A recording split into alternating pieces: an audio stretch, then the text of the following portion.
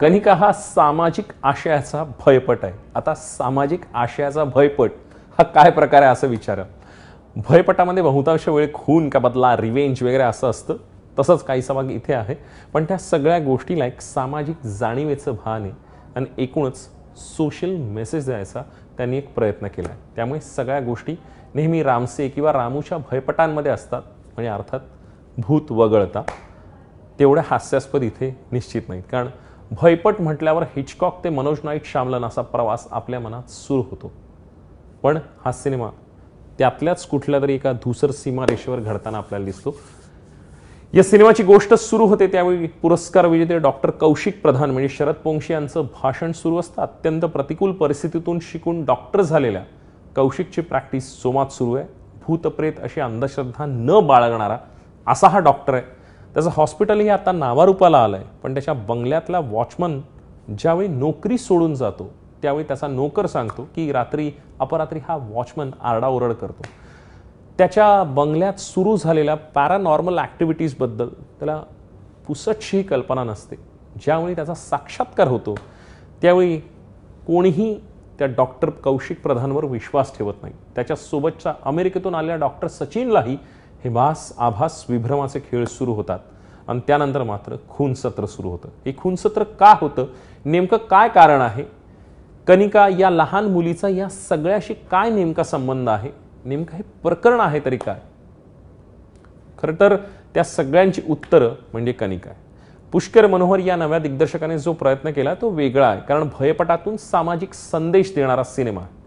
या सिनेमाच्या तांत्रिक बाबींमध्ये सफाई असती तर सिनेमा अधिक प्रभावी झाला असता असं राहून वाटतं। कारण गोष्टीच्या लिखाणात म्हणजे काही त्रुटी जाणवतात, कारण पूर्वार्धातच सस्पेन्स काहीसा रिव्हील होतो, ते गुपित उघडल्या गेल्यानंतर उत्तरार्धात भीतीच्या सावल्या तितक्या प्रभावी ठरत नाहीत आणि गोष्ट अधिक प्रेडिक्टेबल होते।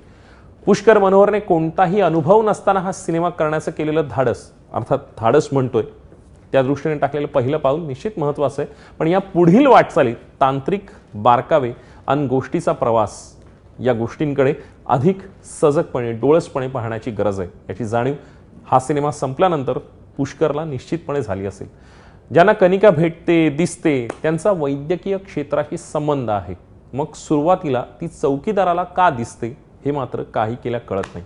त्याचा या सगळ्याशी काहीही संबंध नाही, त्यामुळे या गोष्टीची काही केल्या उकल होत नाही। सिनेमॅटोग्राफी अधिक प्रभावी असण्याची गरज होती, कारण सिनेमाचा जॉनर त्या पद्धतीचा आहे।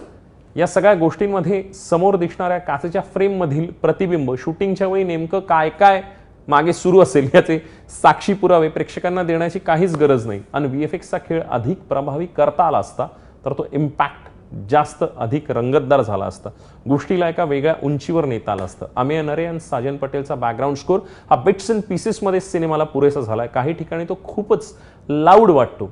वैद्यकीय क्षेत्रातील गैरकारभारावर टाकलेला एक्सरे म्हणून निश्चित या सिनेमाची दखल घेता येईल।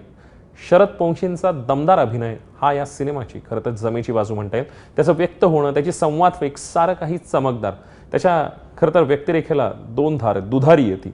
नेमकेपणा ओळखून त्याचा चेहरा हा मुखवटा झाला नाही हे खरं तर या सिनेमाचं शक्तिस्थान म्हणता येईल। स्मिता शेवाळेची एंट्री उत्तरार्धात असली तरी ती छाप सोडते।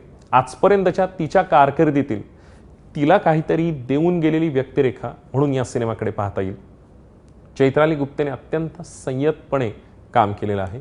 फाल्गुनी रजनी, आनंद कारेकर आणि कमलाकर सातपुते आपली दखल घ्यायला भाग पाडतात। गेल्या आठवड्यात फेलोरीसारखं गोड चेहऱ्याचं देखणं भूत पाहायला मिळालं होतं, इथे मात्र कनिका काळजाचा ठोका चुकवते। मात्र VFX अधिक चमकदार असते, तितकंच हे रंगतदार भूत झालं असतं आणि अर्थात या भूताला अधिक गहिरं करता आलं असतं। कारण मतकरींच्या गोष्टी असतील किंवा वेगवेगळ्या पद्धतीने आपल्याला हिचकॉकमधून किंवा मनोज नाईट श्यामलन ज्या पद्धतीने घाबरवतो त्या पद्धतीच्या दर्जाचा वेगळ्या अर्थानं सिनेमा झाला असता असं वाटतं, पण बिटवीन द लाईन्समध्ये बरंच काही निसटलं। का पाहावा? भयपट आवडत असतील तर अर्थात शरद पोंक्षेंच्या अभिनयासाठी। का टाळावा? पूर्वार्धात गुपित उघडकीस येतं आणि उत्तरार्धात त्यामुळे काहीसा सिनेमा ताणल्यासारखा वाटतो। थोडक्यात काय, सामाजिक आशयाचा भयपट या सिनेमाला मिळतोय 2.5 स्टार्स।